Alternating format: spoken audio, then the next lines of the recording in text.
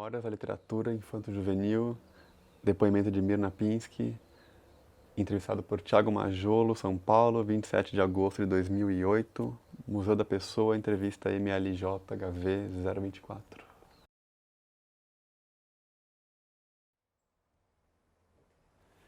Então, Mirna, para a gente começar o papo, eu queria que você falasse o nome completo, o local e a data de nascimento para a gente. Nome completo civil. Pode É ser. Mirna Silvia Gleich. Uhum. E Mirna Pinsky é um nome que eu adotei. Quando eu comecei a escrever, eu era casada e eu tinha o nome do meu marido, ex-marido. Então eu fiquei, né? Ficou grife. Ficou essa, mas o nome é esse. E que mais? O local e a data de nascimento. Eu nasci em São Paulo, em 1943. Em São Paulo, na cidade de São Paulo, no bairro de Pinheiros. E até hoje moro em Pinheiros. Já mudei para Assis, mudei alguns anos, passei no interior. E moro em São Paulo voltei em 67, em 68, por aí. Conta um pouco assim, o nome dos seus pais, o que eles faziam, onde nasceram. Conta um pouco da história deles pra gente. Tá. Meu pai é um cientista, meu pai é um químico, era um químico, nasceu em Viena, na Áustria, e veio fugindo do nazismo. Nós somos uma família judia, ele veio em 39. Aqui ele não conseguiu, ele não entrou, ele não foi para pesquisa de ciência, ele foi trabalhar em laboratório, mas não em pesquisa, e acabou se dedicando a outros tipos de trabalho. Mas ele chegou a ser doutor por Heidelberg. Então a gente tem muito orgulho, porque ele realmente ia fazer uma grande carreira e, infelizmente, ele teve que fazer outra opção. A minha mãe é nascida no Brasil, é filha de judeus russos.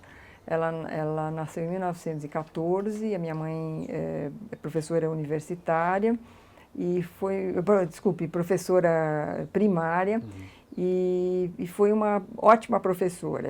Hoje em dia eu me dedico a trabalhar com escolas, fazendo trabalhos de alfabetização, e ela me conta coisas que realmente é uma dedicação que eu gostaria de ver por aí, sabe? Muito legal a experiência dela. E ela trabalhava, quando eu era pequena, ficava em casa com empregada, né, uma parte do tempo. Quando eu era pequena, desde pequena eu morei ali em Pinheiros, na rua Arthur Azevedo, numas casas que até hoje estão lá. São 6 sobradinhos que inspiraram até um livro meu pela FTD, chama-se A Casa. É um local em que a minha mãe morava lá, o meu pai foi morar lá, eles se conheceram e acabaram morando numa terceira casa. Então, tem muito a ver com a família, né? Toda a história da família. Aí eu inventei um monte de coisa e botei no meu livro. Que mais você quer? Você chegou a conhecer os avós ou não? Eu conheci 2 avós, as avós. Os avós, eles já tinham... O pai da minha mãe morreu 2 meses antes dela nascer. E o pai do meu pai morreu acho que alguns anos antes de eu nascer. A minha avó paterna, austríaca, era uma fazedora de doces, era uma doceira de mão cheia na Áustria, tinha um desses cafés. Então, ela realmente era uma grande cozinheira e a gente passou a infância recebendo, assim, doces, tipo, em casa. Ela vinha toda sexta-feira com um doce novo e essa era a ligação que a gente... a coisa que eu mais me lembro era dos doces da minha avó na sexta-feira que ela vinha jantar em casa, né? E a outra coisa que eu me lembro dela eram as histórias de contos, as histórias assim de príncipes e princesas que ela adaptava para mim. Então eu sempre era uma princesa naquela história que ela estava contando. E era muito gostoso, porque eu acho que ela tem muito a ver com o fato de eu gostar de histórias. Acho, né, que ela ela tinha um jeito de contar, um jeito calmo de contar, e eu acho que é uma relação bem gostosa, e eu acho que isso foi um caminho para me aproximar de histórias. Acho que eu me aproximo dos livros através das histórias que eu escutava. E ela foi a fazedora de histórias da minha vida. A outra avó não tinha tempo, a outra avó foi uma batalhadora que teve que sustentar, veio para o Brasil e ficou viúva com 33 anos, com 5 filhos para criar.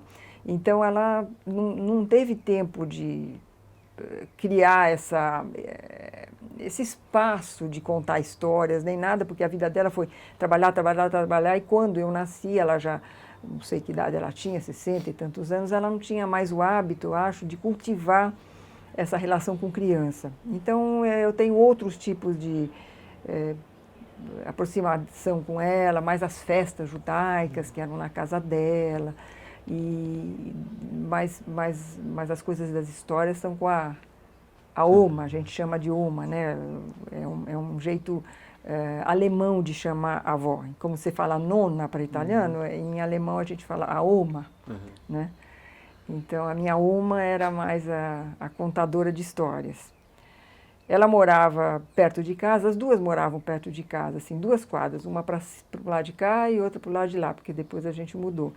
Então, às vezes eu ia comer na casa dela, então eu me lembro a casa dela, continuou morando numa dessas casinhas, então tinha o porão, que eu visito nessa história da casa, era um porão que eu me lembro, na verdade, é o porão da casa dela, não da minha casa, quando eu tinha 3 anos que eu morei lá. Das minhas avós, acho que... Da outra avó, eu tive que dividir a outra avó com um monte de outros netos que ela tinha. E principalmente 2 netos que tinham perdido os pais num desastre de aviação. E eu acho que ficavam mais com ela do que a gente, tinha menos espaço e tal. Agora, a gente foi uma família, a família da minha mãe foi uma família bastante, até um certo momento, unida, e tinha tias, principalmente uma tia com quem eu tinha uma relação muito legal, né? Eu me lembro com muito carinho dessa tia mais velha, né? Então faz parte da minha infância também. Especialmente, eu acho que tios não me marcaram, não tem nada muito forte. Eu acho que... Diga. Não, pode falar. Não, eu acho que uma pessoa muito que me aproximou muito dos livros foi a minha mãe e meu pai. Minha mãe, porque ela sendo professora primária, ela trouxe um monte de livros para casa. Ela era uma pessoa que trazia, acho que naquela época não era tão costume como hoje, fazer todo esse esforço aí para a criança ler. Eu acho que se fazia normalmente ou não se fazia. Não tinha televisão, né? A televisão apareceu em 56, ou por aí, na minha casa, eu acho que casa de...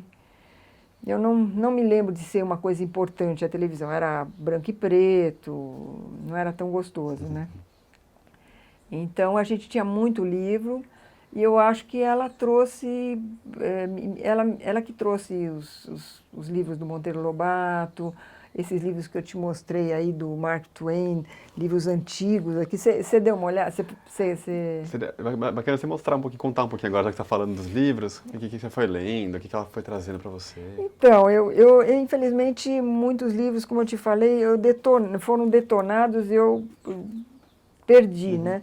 Mas olha um livro interessante aqui, né, que esse livro, por exemplo, é um livro que eu li, né, eu ganhei de presente, olha aqui, em 53, e certamente foi um dos primeiros que eu li com um imenso prazer. Não dos primeiros, mas um que eu li, que eu me lembro até hoje do Mark Twain. Isso aqui é um dos grandes livros na minha vida. Outro livro 2 livros que eram do tempo da minha mãe ainda, que eu herdei da minha mãe, para vocês terem uma ideia, olha como eles estão, né? Esses dois aqui, esse aqui é traduzido e esse é de um, acho que ou é brasileiro ou é português, mas vocês estão vendo que é de 25, né? Então ela lia e é um outro livro que me deu um imenso prazer. Aí tem vários livros que, por exemplo, Charles Dickens e Rudyard Kipling são livros também muito importantes. Tem um outro que eu não me lembro a autora, que chama As Duas Lolotas, é a história de duas gêmeas que se separam na infância, uma vai para um lado para o outro, se encontram quando ela já tem uns 10 anos, por acaso. Era uma outra história também que... Eu sei que os livros ocuparam um imenso espaço na minha vida depois que eu aprendi a ler lá por 7 anos. Eu ficava à noite lendo e eu sei que muitas vezes eu não conseguia apagar a luz, é uma coisa assim, uma conquista, foi assim uma paixão desde pequena. E eu acho que eu comecei a tentar a ler, aliás, eu devo ter até uma coisa que, deixa eu ver, que eu escrevi quando eu tinha 11 anos, deixa eu ver se eu... Ó, olha aqui, ó. Isso aqui, ó. Isso aqui. Posso? Pode. Então, são coisas que eu escrevi, olha, Mirna, né, meu diário, mas não é meu diário nada, eu comecei a escrever uma história aqui, né? Uma história, olha a minha letrinha aqui, em 52. Então, é uma história, e eu fiquei impressionada de ver que eu escrevia direitinho, viu? Nessa época, não é... Eu acho que a minha escola foi uma escola que se empenhou mais, os meus professores se empenhavam realmente em soltar a criatividade e corrigir a criatividade. Não eram padronizados, eu não me lembro como é que eu estudei, mas quando eu leio, eu falo assim, nossa, mas isso é um texto de uma menina de 10 anos, eu vejo textos de meninas de escolas particulares aqui, não tem essa, sabe, esse vocabulário, essa fluência e tal. E eu acho que é a forma com que eu aprendi no Mackenzie, estudei no Mackenzie. Não é uma escola razoavelmente tradicional, nem é uma das escolas que hoje que você diz assim, olha, escola, não sei, não é uma escola como Santa Cruz de hoje ou, né, o Bandeirantes, mas é uma escola que eu acho que tinha ótimos professores de português e de matemática, não sei, porque eu sou péssima em matemática, mas bons professores de português, né? Você podia ler uma coisinha pra gente, dessas coisas que você escreveu? Deixa eu ver. Olha, todas as garotas achavam estranho que uma menina de vivacidade, incrível como Jane, você vê o nome, né? Jane, porque é um nome bem dos livros que eu lia, né? Livros traduzidos. Tivesse momentos nos quais seu desejo era só quietude. Os professores estranhavam do mesmo modo. O que você acha de Jane? Dizia certo dia uma professora, Dona Edi. Uma boa menina, respondeu o interrogado, Sr. Roy. Sim, uma boa menina, sem dúvida, retrucou a mestra, mas bem diferente das outras. Em primeiro lugar, é raro uma garota de boas notas ser irrequieta e folienta em classe. Em segundo lugar, uma menina irrequieta não fica calada há muito tempo. Ela não. Ela parece que ouve alguma coisa que a deixou triste e cala-se. É tão repentino, e tão repentinamente que isso acontece, que penso que o que ela ouviu e não agradou foi ditado por uma voz dentro dela. Nossa! Olha só. Não é. Isso aí bem escritinho, não tá?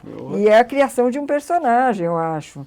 Olha, tudo isso tudo isso é uma história só.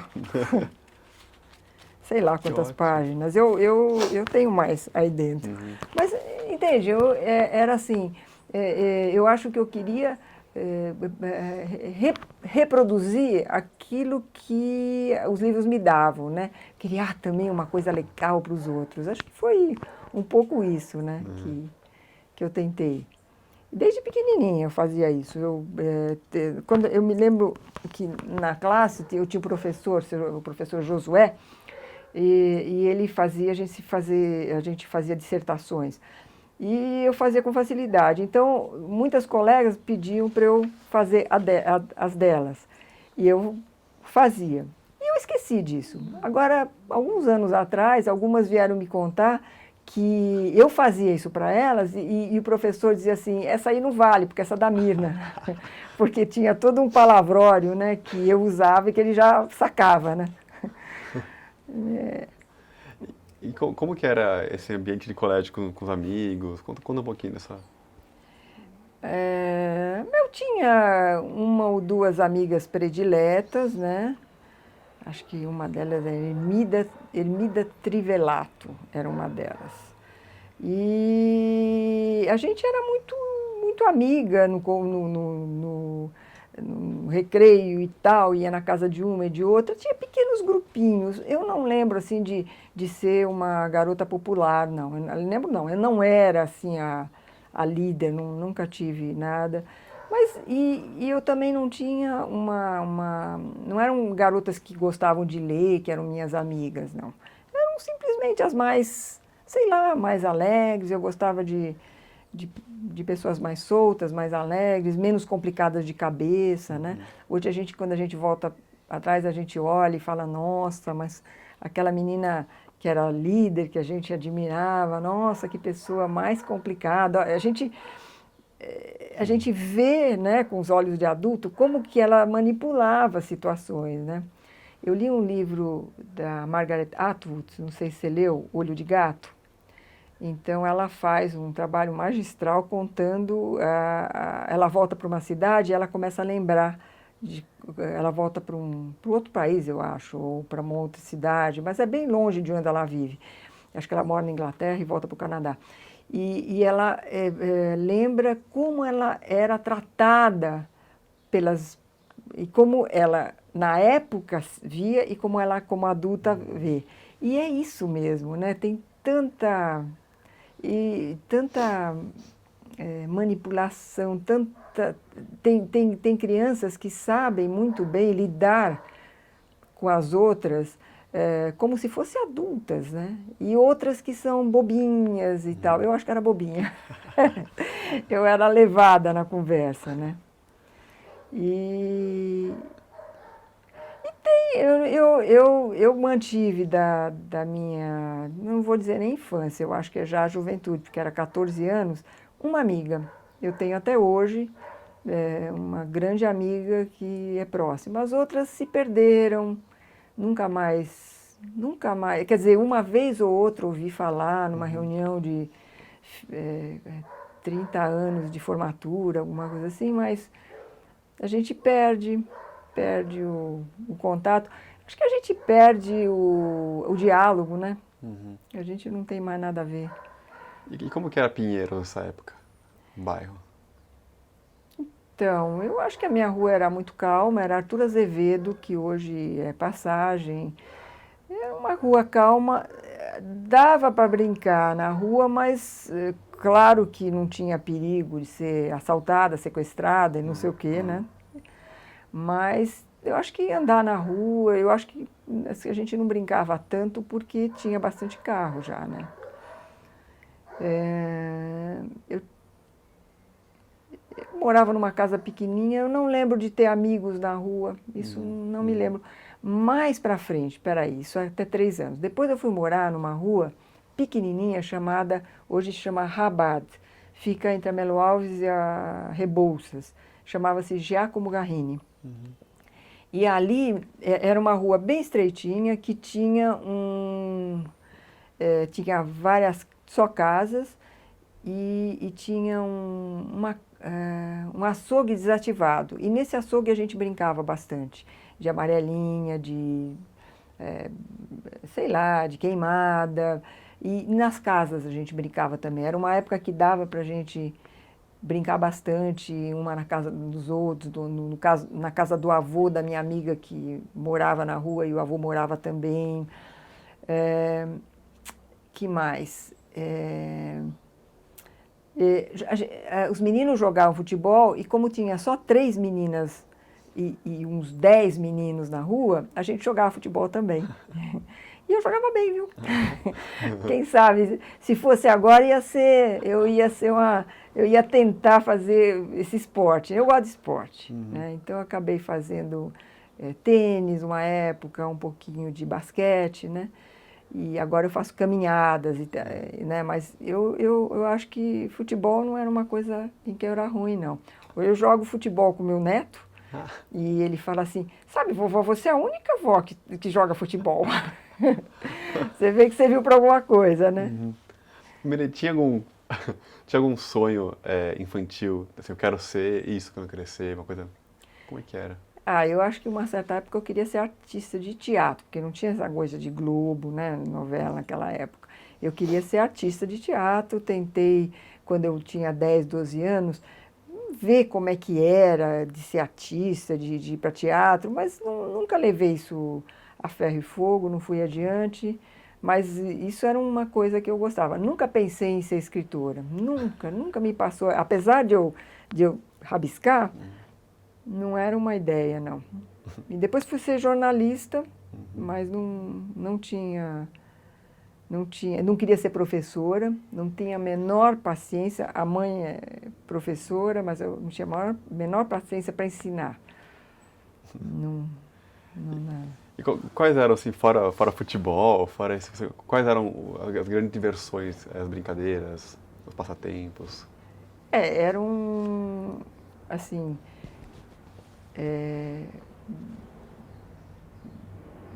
jogos de rua, que eu me lembro de queimada, de esconde-esconde. Então a gente tinha um grupo na rua e quando a gente não estava brigando, a gente estava brincando de queimada, de esconde-esconde. A gente podia brincar em todas as casas, entrava, saía, sabe, não tinha problema de entrar na casa do vizinho, mesmo que não tivesse criança.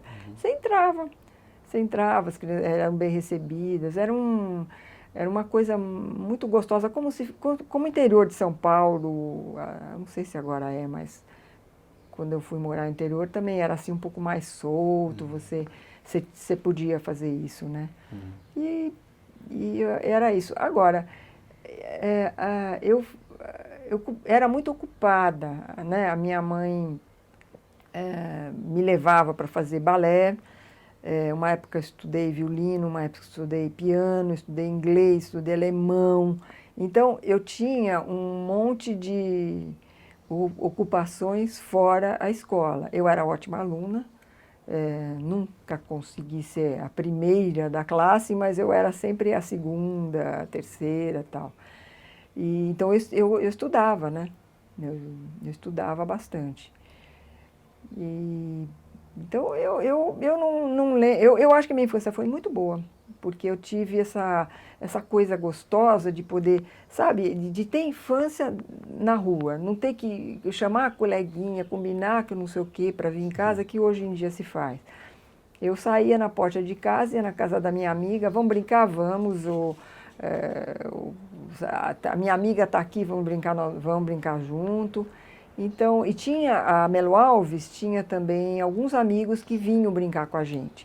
Então, era um grupo bem grande, né? Meus primos que moravam na Oscar Freire também vinham. Quer dizer, você vê, imagine se hoje em dia você deixa uma criança de 10 anos atravessar Rebouças e chegar viva do outro lado, né? Nunca, né? Então, você sempre tem que acompanhar a criança e o medo de sequestro, não sei o quê. Mas eu me lembro, tinha crianças da Rebouças, tinha amigos no prédio, na Rebouças, que desciam também para brincar. Então era bem divertido, né? Eu acho que eu tive uma infância muito feliz. E você passa o tempo, sua vida escolar inteira no Mackenzie, do começo ao fim? Eu fiz até o secretariado, eu não fui fazer colegial. Eu fui fazer secretariado. Acho que eu enchi tanto de estudar e ser ótima aluna até o final do ginásio, que aí quando vi que podia fazer uma coisa bem fácil, fui fazer secretariado. Foi moleza, péssimo, não aprendi nada, mas tinha uma profissão. E também ajudou o medo do meu pai. Meu pai, imigrante, que fugiu, então ele queria, e ele, como ele era muito mais velho, meu pai tinha, acho que 40 anos mais do que eu, né? Ele tinha 40 anos quando eu nasci. Então, ele tinha muito medo de morrer e não deixar a gente com profissão. O pai dele tinha morrido com 50 e poucos anos, então ele tinha muito medo de deixar a gente sem profissão. Então, eu sou a mais velha, ele me estimulou, quando eu falei, secretariado, ele falou, ótimo, faz um curso técnico, assim, você tem um diploma, assim, você fica assegura, né? E eu fui fazer, mas depois eu entrei, fui fazer jornalismo sem problema, entrei também, fui para esse lado. Mas eu não acho que tenha sido... Talvez eu tivesse aprendido e teria uma cultura um pouco melhor na área de ciências, que realmente foi zero, né, meu conhecimento. Mas... Conta um pouco então como que se dá essa escolha para o jornalismo e o que é Casper Libero, conta. Só tem Casper Libero na minha época, né? Não tinha ECA, né? Eu gostava de escrever. Aí, quando eu tinha... Com 13 anos, mais ou menos, eu comecei a escrever poesia. Aí, eu concorri a alguns prêmios no governador de estado e ganhei vários, aí, né, com poesia e contos. Crônicas, não contos. Crônicas, não infantis, né, porque naquela época eu nem pensava em escrever para criança. E naquela época eu era vidrada, sou ainda, né, na Clarice Lispector, e aí eu acho que as crônicas têm um ar de Clarice Lispector, assim, bem reconhecível. E a poesia não, eu fui fazendo tal e consegui esses prêmios. Aí, com os amigos, a gente publicou uma antologiazinha com 19 anos, nós mesmos. Naquela época existia um sistema chamado Multilite, que provavelmente você nunca ouviu falar. A gente fez e depois a gente mesmo distribuiu os livros, entende? E aquela coisa que poeta fazia, né? Que alternativos faziam. E quando eu tinha 18, 19 anos, a gente fazia noites de poesia pela cidade, né? Gente como Roberto Piva, mais ou menos, é da mesma geração. Eu não lembro dele, ele provavelmente não lembra de mim, mas ele também fazia essas noites do viaduto, não sei o quê. Roberto Bicelli, Cláudio Willer, sei lá, tem um pessoal aí que continua fazendo poesia. Eu faço muito pouco, mas faço de vez em quando ainda. Quando eu continuei fazendo então poesia, né? Fui fazendo jornalismo. O jornalismo tinha um grupo que chamava Academia dos 13, que patrocinava encontros de poesia. E eu fui seguindo por aí. E depois eu vou começar a escrever literatura infantil quando a minha filha mais velha tinha 2 anos e meio. Eu estava lá em Assis, no interior de São Paulo, e comecei a escrever pecinhas de teatro. E depois fui tentar escrever contos de teatro, contos infantis. Uhum. E aí a Ática, em 78, lança 27 novos autores. E aí eu entrei nessa leva, né? Foi mais escrevendo para ela, né? Meu contato com criança, né? Eu só queria voltar um pouco antes de chegar na parte mais literatura infanto-juvenil. Queria, se você conseguir escrever essa passagem desses livros primeiro, Mark Twain, O Coração, Saudade, tudo que você foi lendo, como leitora mesmo, o que você vai lendo depois, que você vai Clarice Lispector, o que vai te agradando, como é que você vai crescendo nessa leitura? Conta um pouco da trajetória de leitor, antes de ser escritor. Então, eu acho que eu teria que lembrar, assim, eu acho que foi Jorge Amado, quer dizer, depois dessa literatura infantil mesmo, eu acho que eu comecei a ler um pouco o Jorge Amado de Capitães de Areia, que mais? Então, na juventude, eu não sei. Essa de Queiroz, essa de Queiroz, Os Maias. Eu acho que aí, 14, 15 anos. É,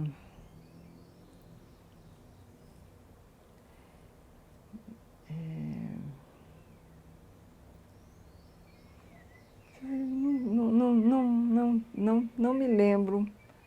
Eu já me lembro um pouquinho mais para frente, Lawrence Durrell. é,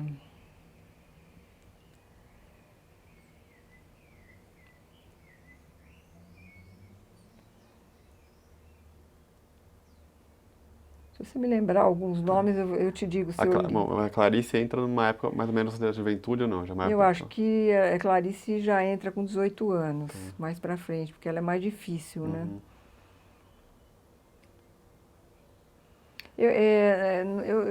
Na escola a gente lia poesia, Fagundes Varela, esse tipo de coisa, né? Não é poesia, mas aqueles clássicos, né? O José de Alencar, como é que é? O Cortiço. É, Al- esqueci o nome dele, mas... o Cortiço. Então, esse tipo de leitura, mas eu não sei se eu me encantei muito com esse tipo de leitura meio obrigatória, né? Eu não... A Senhora, talvez, do José de Alencar, fosse um pouquinho mais, né, mais romântica. Não, agora mesmo não estou lembrando. Eu certamente vou lembrar depois o que eu lia, mas... Mas teve essa primeira leitura que te agrada muito antes do Mark Twain, é Monteiro Lobato também? Monteiro Lobato, certamente. Francisco Marins também é um outro autor que Os Segredos de Taquarapoca e todas as histórias são bem queridas, viu? Gostei muito disso. Algumas antologias de contos de outras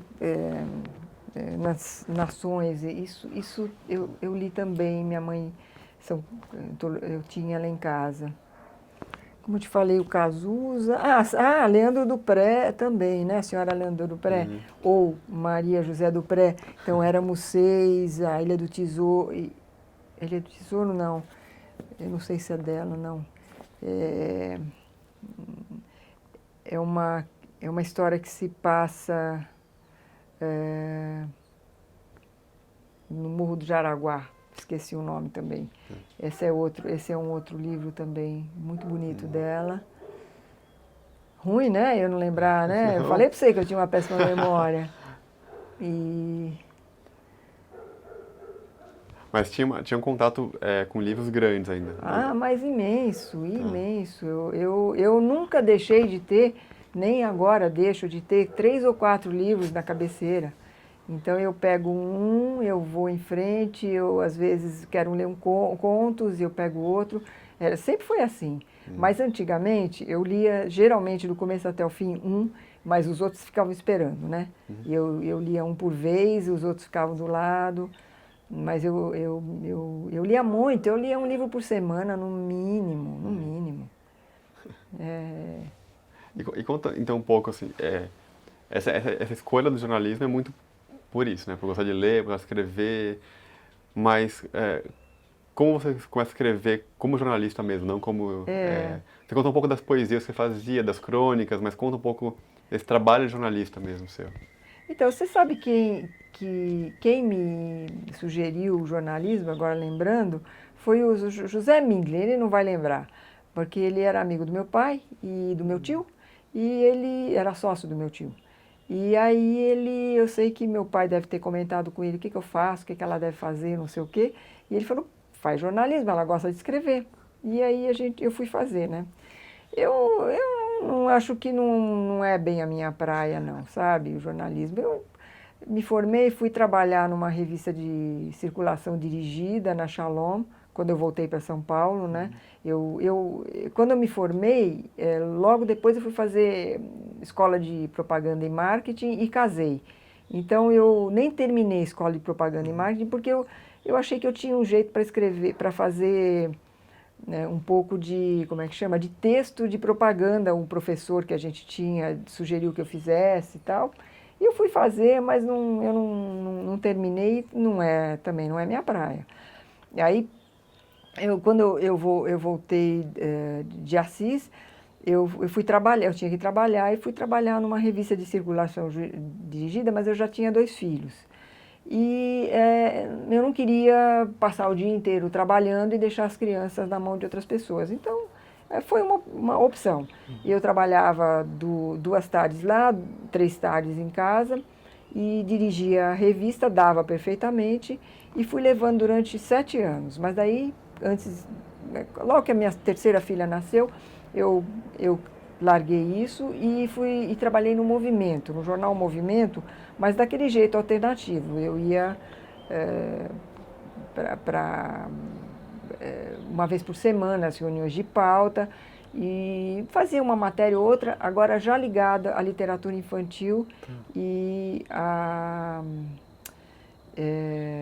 teatro infantil.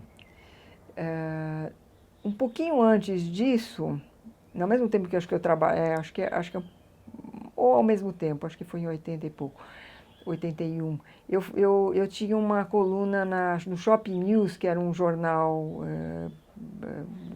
distribuído, né? E eu escrevia sobre teatro infantil também e sobre literatura infantil, fazia resenhas de livros.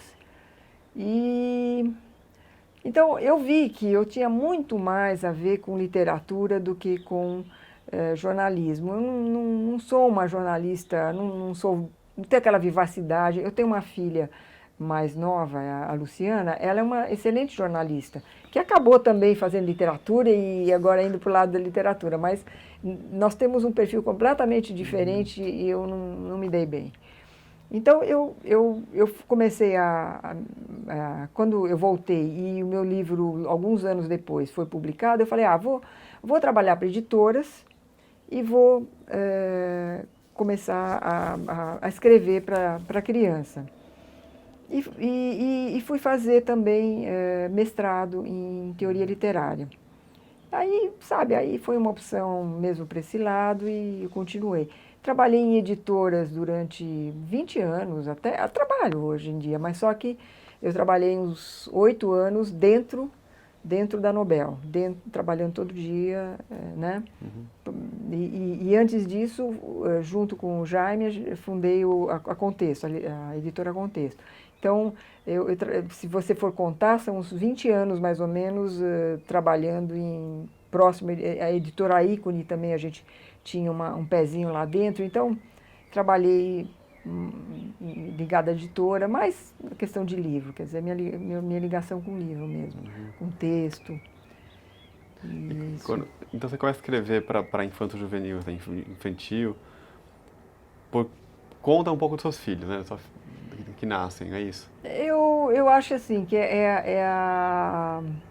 para eles eu conto, né? Não é eles, assim, eles me inspiram porque a proximidade com criança me trouxe uma série de sensações, né? Me trouxe de volta as sensações das crianças e eu acho que me aproximei de novo muito do infantil, me aproximei daquele mundo e aí eu comecei a querer falar por elas, digamos. Então, todas as histórias, não sei se você já leu alguma delas, mas elas usam ou o indireto livre ou o narrador em primeira, sempre procurando trazer o mundo, o jeito de pensar, o jeito de sentir, o jeito de sofrer, o jeito de se alegrar, o jeito de se divertir da criança. Não o adulto contando, mas dentro da visão dela. Então, eu acho que o que meus filhos trouxeram é essa proximidade que me permitiu fazer isso. Né? E hoje é engraçado, porque depois que eles crescem, eu volto a ter isso, eu me distancio, né? E sobrinhos e tal, mais ou menos. Mas agora, com o neto, É uma coisa incrível como é fácil quando você tem uma criança na sua vida. Para mim, né, é fácil. É muito mais fácil você descobrir maneiras engraçadas, maneiras divertidas, de trazer uma coisa que eu acho que reflete, uma coisa que reflete o mundo deles. E é uma opção minha, né, fazer esse tipo de aproximação. Não contar uma coisa. Se você pega, por exemplo, a baleia, o Moby Dick, é maravilhoso, eu acho um negócio maravilhoso para jovem, mas é uma outra opção, né? Ele quer contar uma grande aventura com um narrador adulto. E é uma opção perfeita. Eu procuro, mesmo nos textos juvenis, eu procuro... Trocar fita? Ah, tá. A gente continua. Tá. Vou trocar a fita. Pode continuar falando. Então, eu queria fazer uma correção aí, que eu esqueci do Érico Veríssimo. Érico Veríssimo eu adorava, e aliás, gostava mais do que o Jorge Amado. Eu achava o Jorge Amado um pouco artificial, eu achava meio, não sei, estava longe daquilo que eu conhecia, né? E o Érico Veríssimo parece que o Tempo e o Vento, nossa, eu quase... desbundei mesmo, foi uma maravilha. E Clarissa também, que era uma coisa mais juvenil mesmo, né? Adorei. Eles eram, isso sim, era literatura da juventude, isso sim. Tá. Né? Agora que eu me lembrei. Olha que injusto, né? O Machado de Assis, eu gostei mais, um pouco mais velha, né? Eu acho ele um pouco mais difícil para jovem gostar. E não me lembro mais de ninguém. Você falou do Eça de Queiroz, sim, o Eça de Queiroz, Primo Basílio também. E são coisas... Quando eu fiz assim, a seleção dos grandes livros assim, que me impressionaram ao longo do tempo, eu me lembro do Renações de Narizinho, o Mark Twain do Aventuras de Tom Sawyer, e depois eu vou me lembrar do Eça de Queiroz, Os Maias, realmente uma coisa de louco. E aí eu já vou para frente, eu já vou para o Quarteto de Alexandria, né? E os mais recentes, assim, o Bom Soldado, do Ford Madox Ford, que ninguém conhece, o Henry James, dos Papéis de Aspen. Então, são outros mais de adulto, né? Mas eu agora me lembrei dele, mas quem sabe daqui a pouco eu me lembro de mais algum. E tem nessa trajetória, então você estava contando desse começo do interesse pela literatura infanto-juvenil, e aí você conhecia essa literatura que estava sendo feita no Brasil, ou você vai ler alguma coisa para pesquisar? Como começa esse contato mais profissional mesmo, assim? Eu lembrava da minha época, então os primeiros contos eram bem tradicionais, bem ruins, sabe? Bem, assim, ensinando coisas para as crianças. E é porque eu acho que tinha muito assim na literatura que eu conhecia para criança. Eu não fui pegar a literatura tradicional. Eu fui fazer um curso com a Fúvia Rosenberg, que é uma pesquisadora que hoje não está mais na área, mas ela deu 2 cursos na ECA, e eu assisti como ouvinte, a respeito de literatura infantil, a partir de um trabalho, de um grande painel que ela montou num trabalho na Fundação Carlos Chagas. Ela é uma pesquisadora, ela é uma psicóloga social, mas ela faz trabalhos de análise de conteúdo de livros infantis ali. E ela analisou o racismo, o sexismo e mais um ismo aí da literatura infantil durante 20 anos, de 55 a 75. E juntou acho que 600 exemplares, fez um levantamento enorme com um monte de gente pesquisando e dava esses cursos a partir desse painel que ela montou. Então eu fiquei, de repente eu entendi o papel social da literatura infantil. Eu vi que é a literatura infantil forma, é um educador informal da criança, sem dúvida. E a partir daí eu comecei a me preocupar em escrever livros em que as meninas não tivessem aquele papel tradicional bem passivo, que é o que ela apontava, e também mexer um pouco com... escrevi o meu livro de maior sucesso comercial, digamos, que é O Nó na Garganta, com essa preocupação de mexer com a discriminação racial em criança, com a criança. É uma história que se passa com criança pequenininha, uma menina negra que sofre racismo, e como ela vai crescendo ao longo do livro, né, eu tento fazer ela crescer, e no final, na verdade, ela olha para dentro e a autoestima dela fica forte, e é assim que ela vai lutar. Esse é o percurso dela. E eu me lembro que a Tatiana Belink, que é uma pessoa muito generosa e na época era bambambana, quer dizer, era muito importante. Ela é o Júlio Gouveia, né? E ela gostou muito do livro e deu muita força para o livro. Esse é o meu segundo ou terceiro livro. Eu não me lembro se As Muitas Mães de Ariel veio antes ou depois. Eu acho que ele é o segundo livro publicado pela Brasilense. As Muitas Mães de Ariel, acho que veio um pouquinho depois. Esse é 79 e outro 81. Então, esse livro me abriu muitas portas, né? Então, mas eu devo à Fúvia Rosenberg botar as coisas no lugar para mim. A partir daí, outra pessoa que eu respeito muito e que eu acho que eu aprendi muito com ela foi a Regina Zilberman, que também é uma pessoa, mas é que ela tem uma outra postura. Ela é uma professora que vê a questão da leitura e principalmente da literatura, a literatura na literatura infantil, né? Então, são dois pilares, assim, meus. Eu queria que você pudesse, esses 3 primeiros livros seus, que você comentou rapidamente, assim, 2000, Nó da Garganta, que são os 2 primeiros. Então você contou um pouco da história deles, mas conta um pouco assim, do 00, que você contou que foi uma publicação de uma antologia, né, de vários autores novos. Como surge essa oportunidade? Como é que ele é recebido? Se você pudesse mostrar.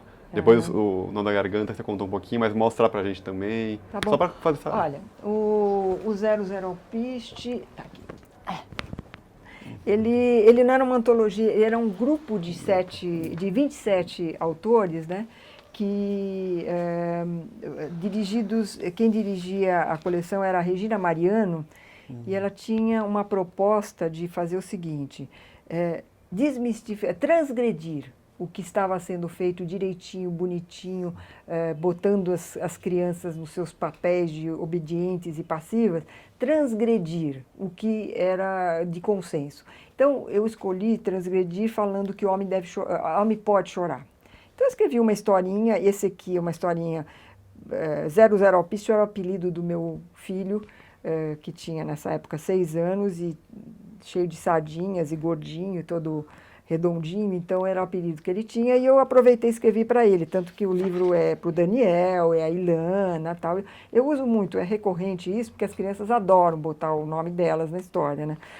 Então, essa história é um pouquinho, um menino que encontra uma flor e que não chora de jeito nenhum, mas aí uma flor diz para ele que ele pode chorar quando ele tiver uma dor, ou quando machucar o dedo com muita força, ou quando o amigo dele for embora, ele ficar muito triste, enfim. Existem razões que justifiquem que o homem chora, senão ele vai explodir, qualquer coisa assim. E aí o menino, ele chora e tem um final, assim, fantasioso, né? Então, esse livro tanto fez sucesso, quer dizer, que ele está até hoje aí. Ele deve ter vendido, sei lá, não sei quantas edições, não sei te dizer, porque esse controle eu não tenho, porque eles fazem reimpressões e você não sabe. Mas eu sei, 30, sei lá quantas. E é um livro que está 30 anos. Esse ano ele faz 30 anos, né? Depois tem o Nó na Garganta. Isso aqui, o Nó na Garganta, não sei se te interessa ver, ele tem outras 6 ou 7 capas. Essa é a última capa dele, tem 54 ou 55 edições. Ele já vendeu mais de 300.000 exemplares. É um livro que é a história de uma menina negra que eu falei já, né? Que consegue enfrentar essa questão. Interessante que esse é o livro que me traz mais retornos de leitores. Não só de escolas que me convidam porque os alunos se envolveram muito na história, mas quando não tinha e-mail, eu recebia muita carta e agora recebo muito e-mail.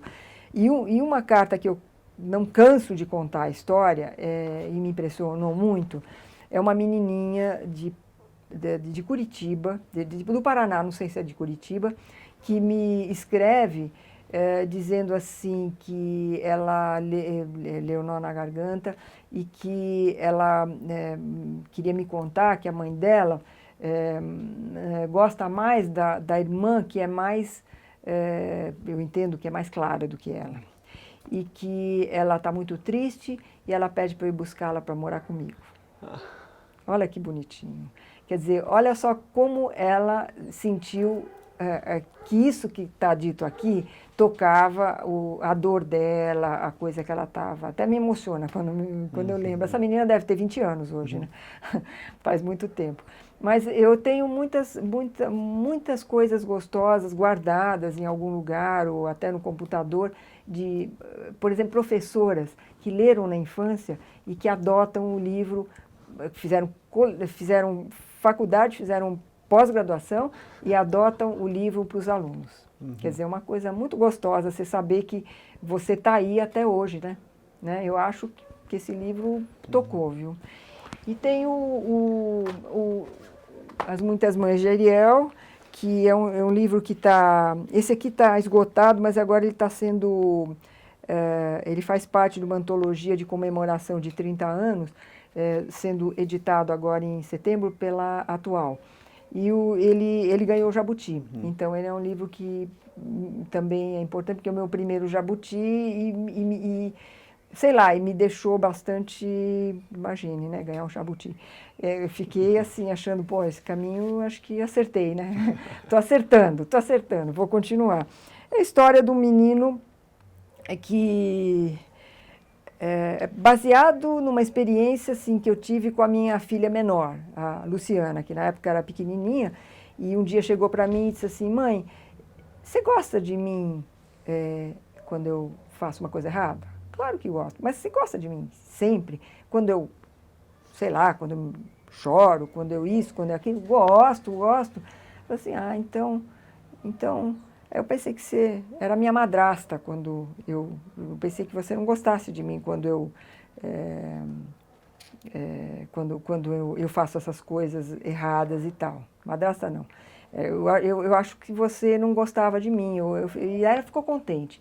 Aí eu fiquei pensando e lembrei da história da Branca de Neve, que a Branca de Neve, numa leitura psicanalítica, a madrasta é a mãe que tem confronto com a menina, né?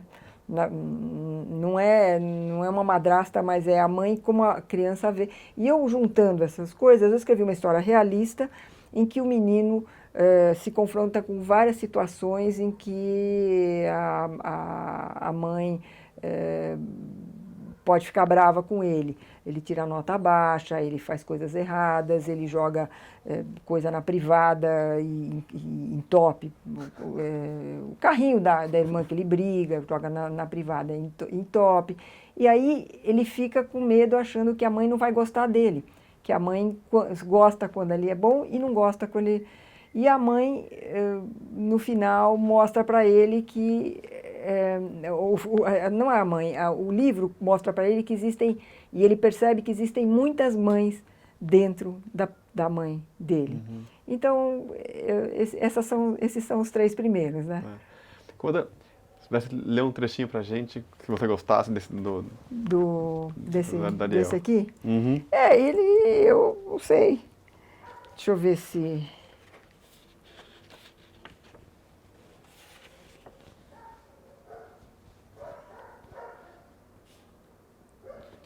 que eu vou levar? Será que no final? Não sei o que é. O que seria bom. Eu não sei se tem sentido eu ler alguma coisa assim perdida, mas você quer só saber um trecho? Pentei o cabelo na frente do espelho. No alto da cabeça, um punhado empina. Parece pena de índio. Ariel molha a escova quebrada na torneira da pia, que esquece aberta, e passa devagar uma porção de vezes na mecha que empinou. Nada. O cabelo está lisinho, lisinho, repartido de lado e todo molhado, mas nada de a mecha obedecer. Está com cara de quem tomou banho como a mãe mandou. Ela nem vai perceber que deixou o chuveiro ligado e ficou lendo revistinha sentado no vaso. Reforça o disfarce gritando. Ah, mãe, não dá, olha só o jeito que o cabelo ficou. A mãe não escuta, porque exatamente nesse momento atende o encanador que veio desentupir o vaso. Ela tirou o avental, apagou o fogo debaixo do feijão, tem uma pilha de pratos esperando por ela dentro da pia. Tá bom? Tá ótimo. Só para sentir mesmo assim, um pouquinho do texto. Você vê que aqui é um indireto livre que eu uso, entendeu? Esse é o tipo do texto que eu costumo... talvez tenha algum texto que seja mais poético, né? Mas eu não, mais assim, que esteja mais burilado, mas eu não estou lembrando. Ah, quer ver um que é engraçado? Não sei se você quer que eu veja qualquer um. Olha, eu acho que esse aqui... Conta um pouquinho que livro que é, só pra gente localizar que livro que é esse, só para você... Esse aqui é o Tatu Bolinha, que foi primeiro editado pela Miguelinha, agora é editado pela Cipione, e com umas ilustrações muito lindas. A primeira edição também era muito linda, mas ele tem algumas coisas engraçadas, né? Eu vou pegar deixa eu ver um trecho aqui. Eu queria... Será que no começo? Eu tenho medo de pegar um negócio e não faz sentido, né? Luciana levantou a pedra colocada no meio do canteiro e achou o que queria. Apontou o dedo. Agora você é meu. O Tatu demorou para entender o que se passava. Só foi começar a compreender no meio do caminho. Aí já estava na palma da mão dela e já tinha nome. Alfredo, venha ver sua nova casa. Foi não. Foram com ele. Sempre na palma da mão da menina, ele viajou enroladinho, 2 dias e 2 noites, até chegar à escrivaninha com tampo de vidro. Entendeu? É mais ou menos... eu brinco com essas tempo, espaço, essas coisas assim, que eu acho que criança pequena talvez não entenda, mas que pode ser uma coisinha assim, jogar, né? Eu tenho escrito mais, assim, agora eu estou com 3 textos, assim, para meus netos, e eles têm um pique, assim, mais brejeiro, mais engraçado, né, nesse viés, assim, né? Conta uma coisa, quando você publica os 3 primeiros livros, ou então os 2 primeiros, primeiro, quando é que você se dá conta de que realmente era aquilo que você vai fazer pro resto da vida, ou que está indo no caminho certo? Quando que é? É no primeiro, no segundo, no terceiro? Quando que isso acontece? E você sabe que eu me lembro que eu sempre achava assim, eu não vou fazer isso como a única coisa, porque não é sempre que eu tenho vontade de escrever. E se eu for forçada a escrever porcaria, vou me repetir, né? Então, eu acho que assim, as histórias, elas têm um momento que você cria. Depois, se você ficar parado em uma série de coisas, você vai se repetir se você criar de novo. Então, eu quero ter a possibilidade de mudar a minha vida, mudar coisas, assim, ter tempo de mudar algumas coisas para escrever de uma forma diferente. E eu acho que isso foi acontecendo mesmo. Então, eu não poderia dizer para você que eu disse assim, vai ser isso no resto da minha vida, não. Eu pensei, isto vai ser uma coisa boa na minha vida, mas eu quero ter uma profissão que me dê, quer dizer, que eu possa ter um ganho e que não me deixe ansiosa para eu produzir mais, para a editora me pagar mais e para eu ficar ganhando com isso. E isso eu acho que é uma liberdade muito boa, viu? Eu acho. Eu não sei como é que outras pessoas criam, mas eu tenho a impressão que uma série de conjunções, né, desencadeiam a produção a criação. A criação forçada, ela muitas vezes ela é redutora para mim. Não sei, não posso dizer. E como que é o seu processo de trabalho? Como que era, assim, principalmente antes do computador? Como que era todo esse... Era assim, eu sempre batia a máquina, desde os 13 anos eu fui uma ótima datilógrafa, porque eu fiz secretariado, né? Então eu datilografava, até antes de entrar no secretariado eu já datilografava. Então eu fazia datilografia. Então eu corrigia, eu escrevia, reescrevia, corrigia, batia de novo, corrigia, batia de novo, eu fiz o meu mestrado com máquina. Não tinha computador, isso foi em 90, né? Nos anos 90, não é o meu primeiro computador, acho que em 92. Ou seja, a minha querida orientadora chegava e falava assim, falava assim, corta isso, isso, isso. Lá ia eu, fazia a linha de novo, botava em cima, xerocava de novo e devolvia para ela. E isso infinitas vezes. Olha o trabalho que dava. Hoje em dia é maravilhoso, né? Eu deixo 10 textos no computador, vou corrigindo. Cada vez que eu leio, eu corrijo. Não tenho preguiça de fazer isso, né? Porque você vai. E antigamente era um sofrimento, né? Você pode imaginar, olha, o escritor de antes de 90 era realmente o herói, viu? Né? Mas como que é o seu processo de trabalho?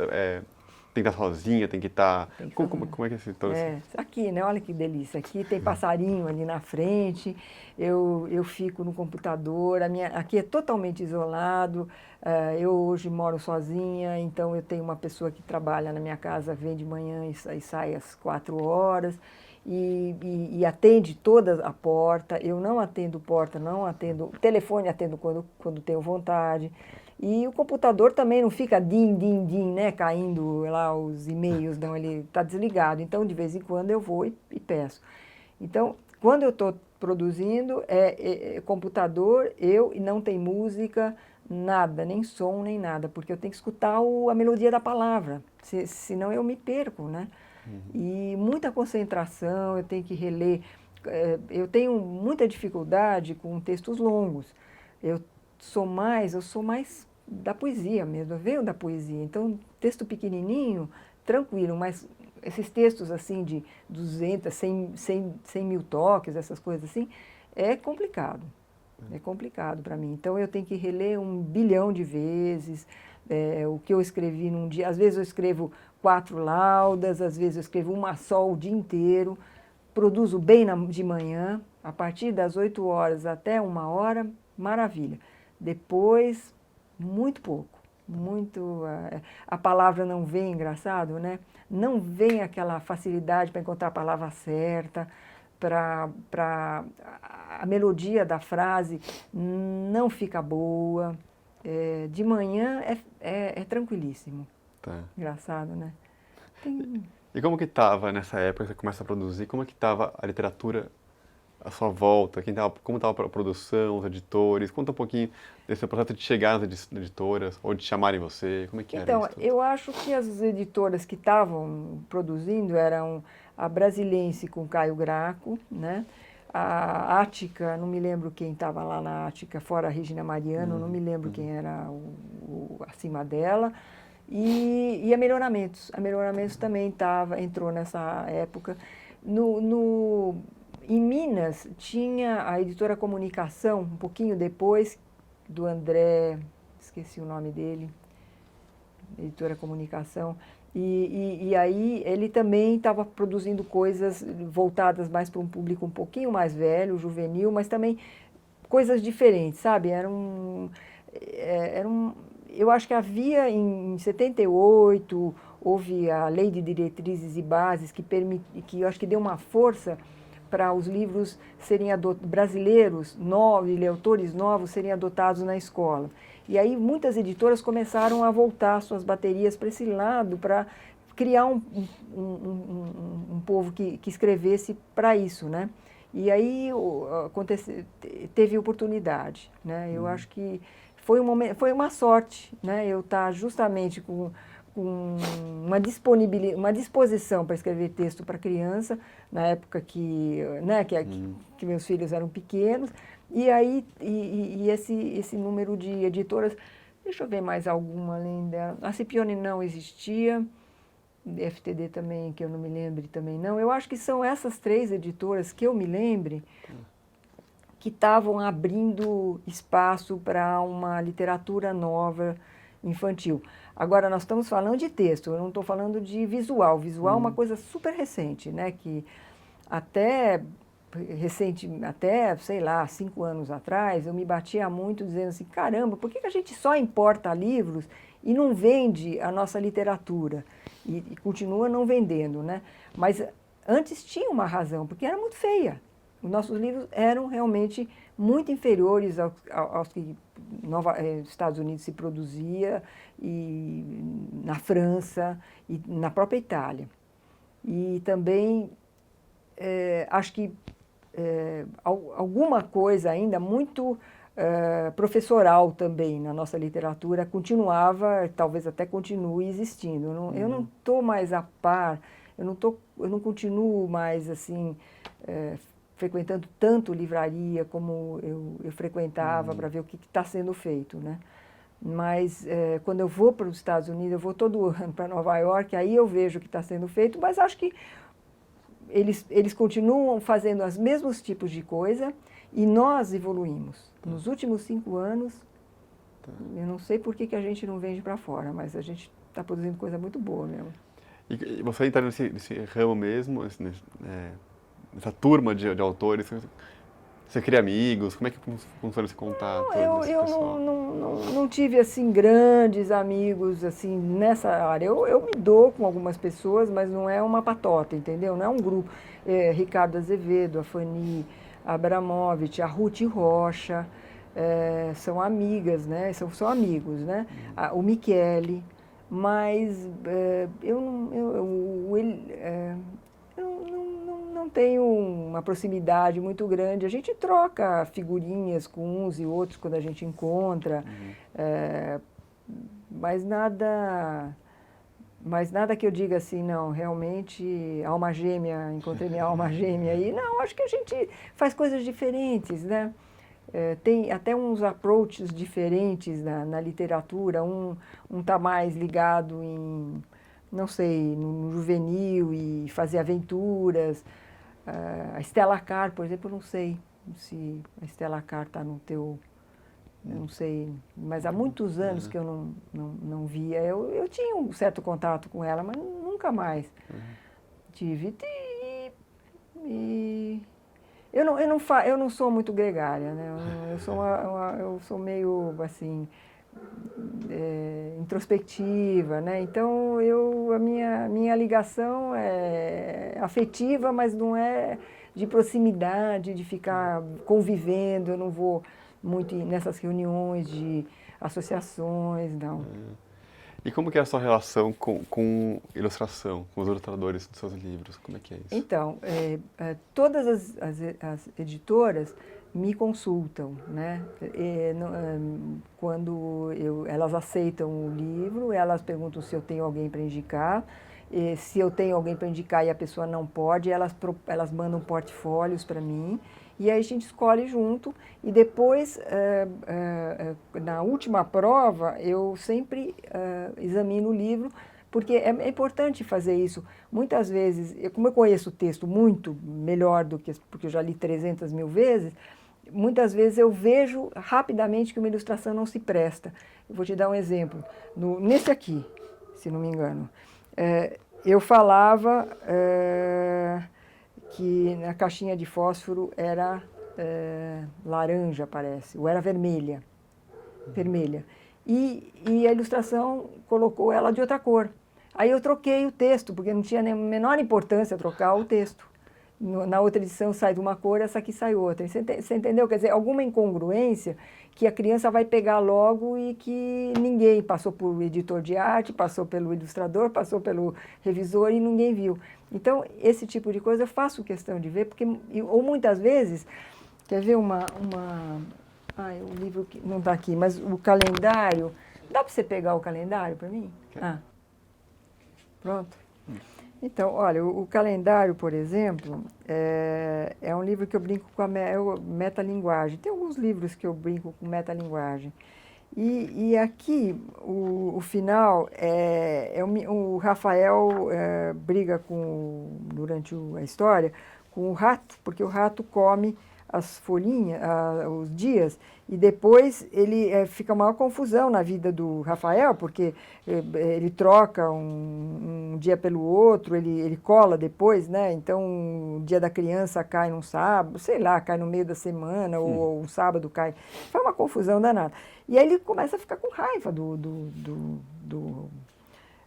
rato, e ele tem uma vontade de fazer alguma maldade com o rato, e o rato percebe. Então, o que o rato faz? Ele come a história. Ele acaba comendo a história. E o ilustrador fez o final, ele pôs um negócio lá em cima e o rato embaixo, e não dá para perceber que ele está comendo a história, entendeu? Então, isso é uma outra coisa que eu percebi e eu pedi para refazer. Agora, o ilustrador, esse livro está sendo novamente editado nessa coleção, nessa antologia, e a mesma coisa, eu estou pedindo, porque eu vejo todas as ilustrações, eu estou pedindo para ele refazer a última ilustração, porque às vezes, como eu não ilustro, né, muitas vezes eu penso uma ilustração a ilustração dá uma informação que o texto não deu. Então, eu acho importante a gente fazer isso, né? Eu tenho um livro na internet, né, o Cachorro com Balde na Cabeça, e isso também é um negócio que eu fiz junto com o ilustrador. A gente fez junto e botou na internet.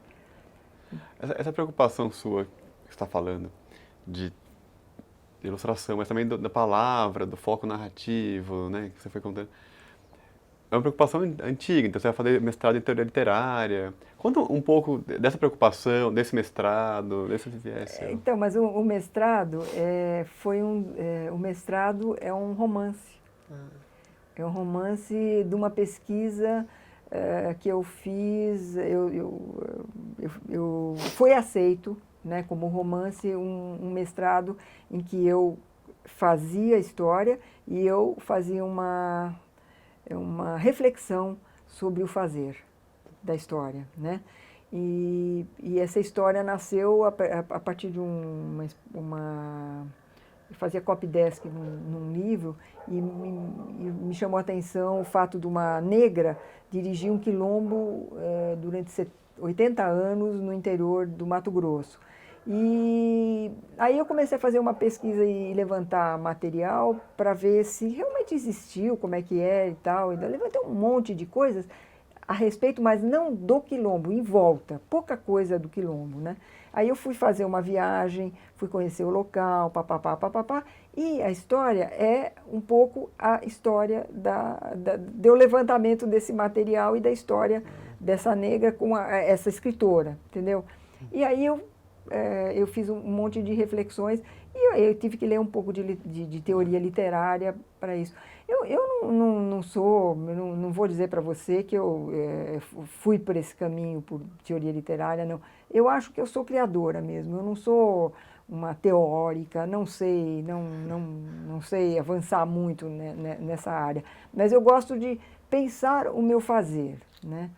O que eu fiz, por que eu fui por esse lado, por que eu vou por outro, e isso é interessante. Eu acho que isso enche a minha vida, entende? Enche no bom sentido, né? Dá um pouco de... eu acho que um pouco de plenitude, dá uma plenitude, né? Os meus caminhos, né? Acho que... Conta um pouquinho, tem uma produção... vários livros, a gente não vai passar por todos, mas quiser mostrar alguns e contar alguns que foram para você muito intimamente marcos. Não precisa ser por prêmios, não, pode ser por coisas que você achou que interessante. E contar um pouco da história, marcar essa trajetória sua um pouco de... posso um pouquinho mais para cá. Bibliográfica. Então, olha, o Canguru Emprestado é um livro de realismo mágico, né? E... uma época que eu li Maria Helena Walsh, uma argentina, que sabia trabalhar muito bem com essa passagem do mágico para a realidade da criança. Então, esse livro é uma história de um canguru que as crianças resolvem importar de um zoológico da Austrália. E um monte de confusões que um canguru pode produzir no interior de uma cidade, né? Conta um pouquinho dele, assim, da vida dele, como é que surgiu essa ideia, como é que ele é recebido, conta só, dá uma... As crianças trazem e ele começa a criar um monte de confusões e depois tem uma velhinha que também se encanta com ele, mas faz mais confusão com ele também. Então, eu acho que ele se apaixona, ele acaba se apaixonando por uma vaquinha, e a vaquinha não pode ser namorada dele. Então, tem vários níveis de brincadeiras na história que são engraçados e ele causa tanta confusão, depois eles querem devolver. Mas aí ele entra num avião que é sequestrado e vai para Cuba. Então, a história não acaba, porque a gente não sabe para onde ele vai, né? Então, é uma história, assim, maluquinha, digamos, né? Outra história também de realismo meio mágico, né? Que é a história aqui A Ave em Concerto, que é a história de um pato que surge na praia, numa praia, machucado. E um menino e uma menina começam a brigar para saber se ele é pato, se ele é ganso, se ele é marreco. E ficam brigando, e o pato machucado lá. E daí eles resolvem consertar o pato, mas consertar como? Botando, em vez de consertar botando uma tala e tal, eles consertam com parafuso o coitado do pato. E aí o pato, que eu não digo se é pato, ganso, marreco, não falo nada. E aí o pato fica dizendo que ele está muito ridículo, que ele não quer, que ele tem que mudar e tal. Quer dizer, tem um diálogo de pato com criança e tal, e no final ele vai embora e ele conta finalmente para eles se ele é pato, marreco ou ganso, entende? São brincadeiras com personagens, né? Isso aqui, O Tesouro de Ana, é um livro de realismo. É um livro... eu frequento uma praia do norte de São Paulo, Toque Toque Grande, há 30 anos. E quando eu fui para lá, era um momento de um boom, né, de terrenos, e na verdade, estavam meio que expulsando os caiçaras. E eu era jornalista, né, naquela época, eu fiz um levantamento enorme com eles, fiz entrevistas e tal, e escrevi uma matéria para Folha, Folhetim na época, chamava Folhetim. E resolvi escrever, aproveitar também as gravações para escrever uma história para criança. E jovem, assim, tipo final de ginásio, né, de 10, 11 anos. E foi editado primeiro pela Brasilense e depois, recentemente, foi editado pela SM, uma edição muito inteligente, muito bonita, porque eles pegam temas aqui de dentro, por exemplo, a pesca de rede, a pesca de rede bem primitiva, que existe até hoje na praia. Eles jogam a rede e eles visitam a rede 3 vezes por dia com os botinhos, né, para buscar o peixe. Então, eles pegam isso como um tema, ou uma outra a festa de Santana, que é uma festa tradicional, e eles dão informações no final, muito bonitinho, muito bem feitinho, olha, com ilustrações, olha, a festa do Divino, né, que é a festa de Santana, é a festa do Divino, outras festas do litoral. Eu acho que eles têm uma proposta legal. A gente discutiu muito sempre que literatura tem que ser apenas visto como literatura. Eu acho que em alguns momentos, em alguns níveis, é possível você largar, como a minha mãe largava na minha casa os livros na minha mão, e eu usufruía. Mas eu não tinha televisão, não tinha internet, e eu não vivia num mundo visual como se vive hoje. Então, eu acho que a escola tem um papel fundamental em aproximar a criança do livro. Não perguntando, quem subiu na árvore, quantos meninos tem no... Não esse tipo de coisa, fazendo esse tipo de pergunta, mas provocando algumas coisas, ou tirando das histórias, algumas coisas que possam aumentar, ampliar o mundo da criança, né? O Mário Vargas Llosa tem um livro, As Verdades, as Mentiras que São Verdades, ou As Verdades que São Mentiras, as Mentiras que São Verdades.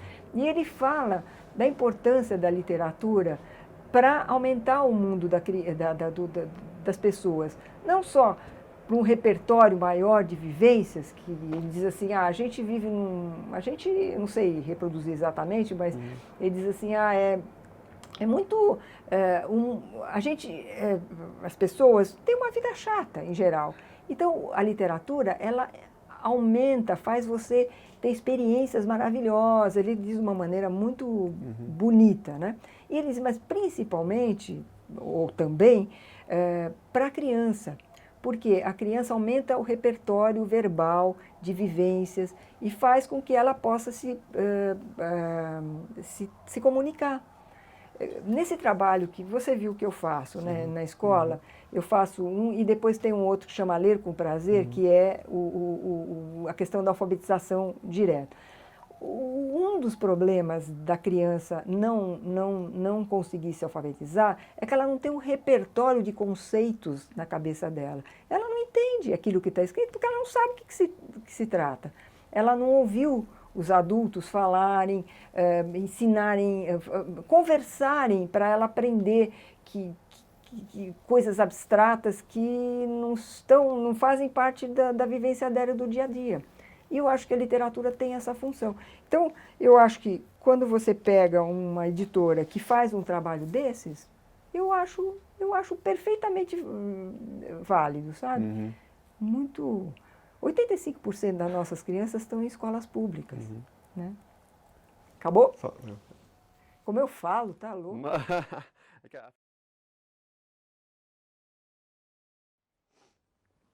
Deixa eu ver o que mais. Ainda estava contando então dos livros. Então, Tinha 2 livros, até especificamente, que eu queria muito que você falasse, que é o Carta Errante e o Tão Longe, Tão Perto, que são livros bastante importantes na carreira.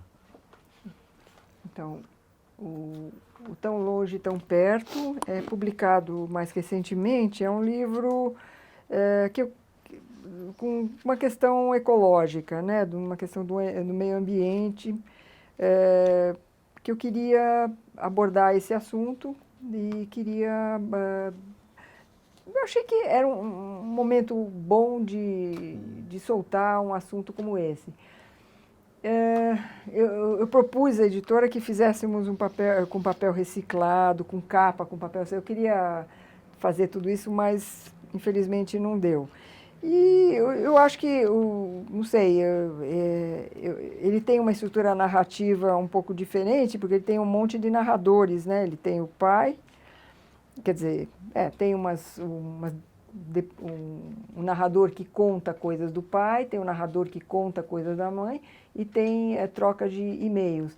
Então, é uma brincadeira gostosa de fazer, porque também o universo da criança, o universo do jovem é muito ligado ao computador e ele tem uns 4, 5 anos, esse livro, 3, acho que por aí. Então, ele já pega um jeito, né, próximo uma coisa, um recurso que o jovem está usando, né? E é isso, tá bom? Tá bom. Mas ele é super bem recebido, né? Tem uma menção honrosa, ele tem um livro que recebe uma... ele nasceu, ele tem uma menção honrosa. Ele já veio, antes de ser publicado, ele teve uma menção honrosa no prêmio João de Barro, né? E qual que é o... esse aqui. Bom, esse aqui é o meu... Sei lá, esse aqui é o meu livro de ouro. Ele me deu o Jabuti, o segundo Jabuti, que é uma honra muito grande, né? São os prêmios mais importantes da literatura. E depois ele foi também distribuído num programa do governo que em 2001 fazia compras fantásticas. Então ele foi ele foi o título escolhido como título juvenil, né? O título, a novela da coleção. E vendeu 2 milhões de exemplares. Então é uma coisa deliciosa, porque eu entrei em todas as escolas públicas, porque era um programa que a criança levou para casa, a criança de 4ª e 5ª série ganhou um joguinho de livros, de 5 livros, e um deles foi o meu. Então foi uma delícia, né, saber agora quando eu vou em escolas, assim, o número de escolas que tiveram conhecimento, que conhecem os livros, né? Isso é legal. Foi muito bom. E, aliás, como é que é esse contato com a escola seu? Você sempre teve esse contato? Continua tendo? Você sabe, né, as escolas, as editoras, uma das coisas que as editoras fazem é propiciar esse encontro quando a escola mostra interesse e faz uma compra que justifique a ida do escritor. Claro que, sei lá, uma classe adotar, você não tem condições como escritor de sair e ir toda vez que adotar, mas às vezes uma escola adota alguma série de livros, a gente vai, né? Pelo menos, eu vou... Assim, Pegar para mim. quer parar? Estava falando mesmo?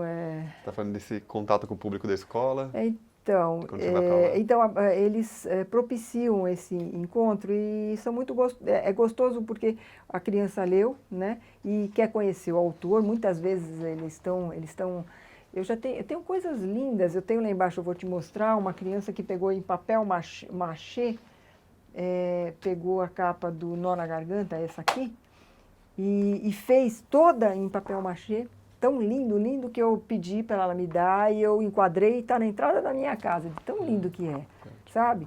Eles fazem um monte de trabalho. Então tem professores excelentes que fazem um trabalho de estímulo, que estimulam a criança a se aproximar do livro. É muito legal e eu faço com o maior prazer esse tipo de trabalho. E depois, quando eu parei de trabalhar na editora, assim, fixo, agora eu só colaboro, né, trabalho em casa, eu bolei um projeto de ir nas escolas públicas, em escolas públicas, e fazer uma vez por semana, numa escola, cada vez muda, né, um trabalho que conta a história do livro para a criança, né, para criança de 4ª série, e depois, na segunda parte, eu levo um notebook, eu escrevo uma história com eles. E depois essa história vai para um site da coordenadoria do Butantan. Então, é muito legal, porque eles ficam, às vezes a professora aproveita e já começa antes, olha, vem a autora, não sei o quê, tá, tá, tá. Então, eles ficam estimulados, fazem coisas. Quer ver uma coisa linda que eu ganhei? Ó, pra você ter uma ideia. Uma coletânea de textos dos alunos de uma escola, que eles escreveram para mim, né, dizendo aqui, ó, dedicamos à nossa inspiradora Nina Pince essa pequena coletânea de textos como singela homenagem, não é bonitinho? E daí eles assinam e todos eles escrevem histórias para mim. Olha que bonitinho, né? São histórias que eles querem que eu leia e eu estou lendo aos poucos, escrevo, depois eu escrevo para eles, faço uma carta, mando por e-mail, sei lá, por carta. Então, eu acho que é muito, muito gratificante para mim esse tipo de atitude e esse contato é muito bom, né? Me traz um monte de informações. Eu escrevi agora, tem um texto que não está publicado, está sendo estudado numa editora, a partir dessa experiência, do que eu vi nas escolas e do que eu vi das dificuldades e tal, eu criei uma história que traz um pouco disso para dentro da literatura, né? Então, eu acho que, para mim, eu estou ganhando muito, né, com essa experiência, né? Conta um pouco, já que você falou das editoras, voltando um pouco na sua vida, o trabalho na Nobel, como é que surge, o que você fazia, e a contexto, como é que surge essas Então, ideias? a gente sempre teve ligado a livro, né? O Jaime e eu, né? Ele é professor de História da Unicamp e eu sempre por isso que tu te contei, né? Eu sempre tive ligado ali. Então, ele criou, a editora da Unicamp foi ele que criou. E quando ele criou, ele fez parcerias com algumas editoras. Uma delas foi a Ícone, né? E a Ícone editava, é a Ícone que pagava, acho que, os custos dos livros. E eu fui ser uma espécie de coordenadora editorial da Ícone. Aprendi um pouco a trabalhar, a fazer isso. Aí, quando ele se aposentou, um pouco antes de se aposentar, nós resolvemos abrir uma editora, a Contexto. E abrimos aqui em casa. Aqui era um escritório, uma parte do escritório. Nós fechamos uma garagem, ficou um lugar lá para funcionários. Tinha um quartinho no fundo também. E a gente tinha no meio da sala, que você viu, pilhas de livros quando a gente ia publicando, porque a gente não tinha depósito. A gente não tinha dinheiro, não tinha depósito, não. Então, compramos uma máquina Composer, antes do PC. Era uma máquina de composição, chamava Composer, acho que era Composer o nome da máquina, e aí tinha um funcionário compondo aqui os textos. Não tinha essa coisa das pessoas mandarem por e-mail o texto pronto e você só jogar no PageMaker, né, fazer o PageMaker, não. Então, a gente trabalhou durante 2 anos aqui, depois foi para o Alto da Lapa, e eu trabalhei lá acho que 87 a 93. Aí, uma série de circunstâncias pessoais, eu saí da editora e fui trabalhar na Nobel em 94. Trabalhei de 94 até 2002. E como eu resolvi mudar um pouco de vida, fazer outras coisas, inclusive fazer esse programa, esse projeto em escolas, eu saí da Nobel, vim trabalhar, fazer traduções e copydesk em casa, e para poder fazer outras coisas também, né? Então, a minha vida sempre foi ligada a editoras, né? E eu vou te falar uma coisa, eu só aprendi a escrever direito quando eu comecei a trabalhar em editoras. Eu fazia muito erro, olha que engraçado. Quando você tem vícios e tem, sabe, palavras inadequadas. Eu sei que eu aprendi a escrever muito, muito melhor, deu um upgrade aí na minha facilidade, digamos, de escrita, quando eu comecei a estudar, a escrever profissionalmente mesmo, né? E esse projeto dos 2 projetos que surge depois, de leitura com as crianças, como é que surge? Por que surge? Conta um pouco desse. O Ler com Prazer. Ler com Prazer. Então, primeiro eu fiz esse projeto Escreva Comigo, que eu comecei a levar nas escolas estaduais da Regional Sul 1, lá no Brooklyn, né? Brooklyn é adjacências, não era nem Brooklyn, era Cidade Ademar, Cidade Miriam, ali mais para dentro, né? Eu achei, muitos anos antes disso, eu tinha feito em bibliotecas a escrita com criança. Eu pegava a máquina de escrever da biblioteca e as crianças que apareciam, tinha um programa que chamava Escritor na Biblioteca, e então eu participava. E aí eu tive a ideia de fazer essas histórias com eles. E era bem legal, porque eu chegava numa biblioteca que não me conhecia, ninguém me conhecia. Ah, tem um escritor aqui, vamos conversar com ele? E muitas vezes a criança com 8, 9 anos não sabe bem o que falar com o escritor. Então eu achei que seria legal a gente escrever junto. Então era uma criança de 9 anos, outra de 11, outra de 7, não sei o quê, e a gente juntava e a gente escrevia uma história. E ficava legal. Todas elas, depois acho que a biblioteca xerocava, elas levavam para casa. Eu lembrei disso e falei, vou fazer isso em escolas públicas, porque eu acho que vai estimular as crianças a procurarem mais o livro, a quererem mais ler, não sei o quê. E apresentei isso, eles aceitaram lá na regional, comecei. Aí a pessoa que me levava falou assim, olha, em vez de ir na 4ª série como você quer ir, você não quer ir na 4ª de recuperação de ciclo? Eu falei, eu não sei o que é isso. Ela falou, recuperação de ciclo é o seguinte, na progressão continuada, o aluno vai passando, e quando ele chega na quarta série, ele faz um exame. Ele vai passando mesmo sem ele estar acompanhando a série. E na quarta série, ele não tendo o que tem que ter na quarta série, ele vai ficando. E aí a gente chama de recuperação de ciclo, que eu acho uma crueldade, né? A criança ficar 4 anos na escola, não aprender a ler, e na quarta série ficar na recuperação de ciclo. E ela vai ficando.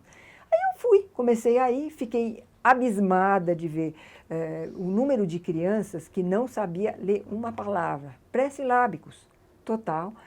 E comecei a falar, mas adianta eu fazer esse trabalho? Aí ela disse, não, está estimulando, tá valendo a pena e tal. Eu falei, mas eu acho que o buraco é lá embaixo, é na segunda série que a gente tem que começar a trabalhar. E aí chamei uma professora com muita experiência de alfabetização e formação de alfabetizadores, a Lena Bartman, e ela criou a gente conversou, e ela pensou, né, eu fui contando para ela como é que está organizado, como é que onde são as escolas, como é a vizinhança das escolas, como funcionam as escolas, porque ela tem muita experiência em escola particular, mas escola pública muito pouco. E aí a gente foi trocando figurinhas e ela conhece a parte pedagógica, desenhou a parte pedagógica do projeto. Olha, vamos colocar um grupo de 10 crianças, vamos juntar as crianças tantas vezes por semana, vamos dar um curso para a professora para trabalhar com esses problemas específicos, que existem, sei lá, 10, 15 problemas, mas problemas específicos com crianças que vão se atrasando, enfim. Bolamos um projeto e apresentamos para o financiamento de uma ONG, que não trabalha com isso, trabalha com profissionalização de jovens.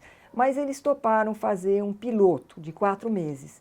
A gente apresentou para a regional topou, a gente escolheu as professoras, mandaram 50, 60 currículos, a gente escolheu, e uma curiosidade, a gente teve dificuldade de encontrar 15 professores, a gente tinha verba para 15, mas a gente teve dificuldade de encontrar 15 professoras ou professores que gostassem de ler e que tivessem um perfil para aprender a trabalhar com essa clientela. Olha que engraçado, porque a maior parte dessas 60 ou 70 currículos que a gente recebeu, a maior parte não gostava de ler. Quando a gente perguntava na entrevista, mas então você gosta de ler? Gosto. Qual o último livro que você leu? A Bíblia, esse tipo de coisa, sabe? Então, a gente selecionou 22 professores dos 70, 80, fez o curso, não conseguiu 15 nesses 22, porque tinha muita gente que não dava conta de aprender. Esse curso demorou 45 horas aula, um mês, e aí a gente fez a experiência que depois fez esse folder que você está levando. E foi muito legal. E hoje em dia eu não estou levando em escolas, eu estou levando na Unibis, que é uma ONG do Bom Retiro. Estamos começando, não com a Lena, mas com outras pessoas, estamos começando em Paraisópolis também, numa ONG. E quem sabe a gente abre mais. É muito legal, muito... Olha, eu tenho até como é que chama? Um PowerPoint mostrando assim o avanço de criança, né? De alguns meses, como essa criança que depois ficou 4 anos na escola, em alguns meses ela aprende a ler. É muito legal.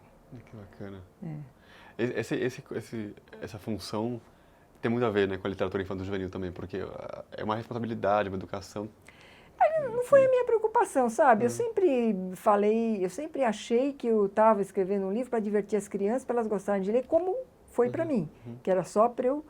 Depois que eu comecei a ver a função social que a Fúvia dava, quer dizer, ela já apontava, né? Mas depois que eu entrei a trabalhar em escolas, eu comecei a pensar desse jeito. Olha quanta coisa que a escola poderia dar a partir da literatura. E olha quantas, como eu te falei, 85% das crianças de 1ª a 8ª estão em escolas públicas. Então, olha quanta coisa que a escola pública pode fazer e deve fazer e tem que fazer. E a literatura infantil tem tudo, né, para ser útil. Olha, não precisa falar de temas úteis, simplesmente escrever bons livros engraçados, divertidos, que envolvam e tal, escrever bem, né, com uma fluidez boa, a criança vai aprender a falar, né? Então, eu acho que tem tudo a ver. Eu não pretendo fazer livros que ensinem, né, nada, mas eu sei que eles formam informalmente. Tá. Né? E você está fazendo, não você, né, mas só o seu livro, o 00 começou agora a virar teatro, não é? Mas tem uma história assim? O Marcelo Caligaro foi um leitor meu. Ele tinha 11 anos quando ele gostou muito do livro. E aí ele fez teatro e quando ele se formou, ele resolveu me procurar e perguntar se podia fazer. Falei, nossa, é uma honra, né, você pegar um texto e levar para o teatro. E ele fez isso. E eu acho que o curioso é isso, né? Ele lembrar, aos 23 anos, quer dizer, 12 anos depois, lembrar de um texto que ele leu na infância e querer usar. Não é legal? Isso é gostoso, né?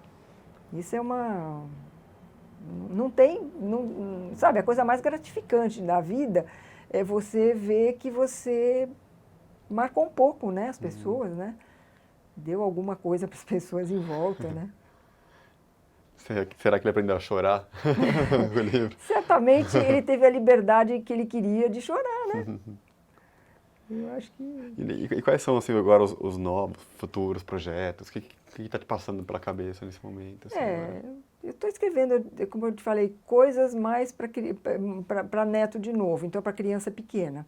Eu acho que eu vou acompanhá-los, não sei, né? Acompanhá-los. Eu estava em Nova York e me pintou uma história, ficou super legal, também para criança pequena. Eu tenho alguns quer ver, que tem poesia, né? Tem o Voli, Vomi, que eu não peguei aqui, mas está lá, e eu, Voli, Vomi e eu, que é poesia e conto, poesia e prosa, poesia e prosa. É também para criança pequena, engraçado. Eu tento fazer um pouquinho de poesia, né, agora. Estou tentando, um projeto é esse, fazer pequenas poesias, né? Quer dizer, uma antologia de poesias. Mas eu vou fazendo ao longo do tempo. Eu acho que eu perdi a mão, então eu estou destreinada, né? Eu não faço poesia com rima, né? Então tem que ter uma certa cadência que eu estou retomando aos poucos. Às vezes eu não tenho muita paciência. Eu quero fazer mais duas perguntas, assim, muito de praxe. Uma delas quer dizer, não foi uma escolha tão consciente, como você falou, mas essa coisa da literatura infanto-juvenil que entrou na sua vida e ficou na sua vida, mas tem algum momento que você pretende fazer, ou pretendia fazer, ou ainda uma literatura também adulta? Como é que é essa história para vocês? Eu estou fazendo, o meu mestrado é literatura adulta, tentei editar, mas eu mandei para uma ou duas editoras e parei de me esforçar nesse sentido, porque é muito, muito cansativo, não consegui, né? Mas eu tenho um texto enorme que eu estou fazendo ao longo da vida, que é uma coisa assim, uma história enorme, que é um painel baseado na experiência de primeira geração de imigrante que eu sou. Então, eu trago um pouco de histórias da família e mesclo porque a minha família se dispersa, vai uma para cá ou para lá, minha tia vai para os Estados Unidos. Então, eu estou fazendo um grande, que eu não sei se é um romance, uma novela, o que é, mas eu estou escrevendo para adultos, sim. Mas como é mais gratificante escrever para criança, primeiro porque vai para a escola, tem esse contato com o leitor e tudo. E depois porque eu tenho entradas, né? E você que escreve, você sabe como é desgastante a gente escrever e deixar na gaveta, não é? Quer dizer, não é complicado, assim, não é chato. Você ainda é muito jovem, então você não sabe disso, mas quando você começa a escrever e você tem esse romance, por exemplo, meu, de adulto, que eu não editei, mandei para 2 ou 3 editoras e não editei, aí eu fico com preguiça, né, de ficar escrevendo. Então eu escrevo poesia de vez em quando para adulto, de vez em quando tem uns repentes aí, eu tenho... às vezes tem coisas para dizer pela poesia, né? Não dá para escrever um conto a respeito, né? Impressões, sentimentos, coisas afetivas, né? Aí eu acho que a gente tem várias formas de linguagem e a gente usa dependendo do que a gente quer dizer, né? Então acho que é por aí. Eu estou aberta. Eu quero fazer um musical, por exemplo, para infantil, sabe? É uma coisa que eu gosto, adoro musical. Então, eu queria fazer também. Então, tem esses projetos, assim, vontade de fazer isso, mas eu não sei. Não sei né, a minha criatividade vai... Não sei até quando vou ter criatividade. Espero que bastante. E a última pergunta para terminar, Mina, é pergunta de praxe no museu, o que você achou de contar a história para o projeto, para o museu? Eu estou curiosíssima para saber o que vai acontecer, né? Eu acho bacana vocês fazerem esse registro. Acho muito legal. Eu imagino que você até tenha desdobramentos que eu não estou sabendo. Mas eu acho que é a história da gente, não é? A história do Brasil, história da gente, história da educação, história da literatura. Eu acho importantíssimo que isso seja feito e legal usar os recursos, né, que hoje tem internet e gravação e tudo, né? Acho importante, sim, e espero que você continue encontrando financiadores para projetos como esse, viu? Eu acho super importante. E se o que eu puder te ajudar, você conte comigo. Obrigado, Mira. Obrigado mesmo pela entrevista, por tudo. Então Então tá bom. Obrigado. Nossa, foi ótimo. Foi bom? Tá vendo?